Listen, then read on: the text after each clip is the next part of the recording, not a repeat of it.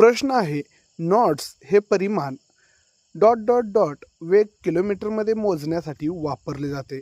महा-टी-ई-टी 2025 साली हा प्रश्न पडला होता. ऑप्शन आहेत समुद्राच्या लाटा, वाऱ्याचा, पावसाचा, चक्रीवादळाचा. आणि याचं बरोबर उत्तर असणार आहे वाऱ्याचा. मित्रहो, नॉट्स हे वेग मोजण्याचे एक परिमाण आहे जे प्रामुख्याने समुद्रात आणि हवाई क्षेत्रात वापरले जाते. विशेषतः वाऱ्याचा वेग मोजण्यासाठी नॉट्सचा वापर केला जातो.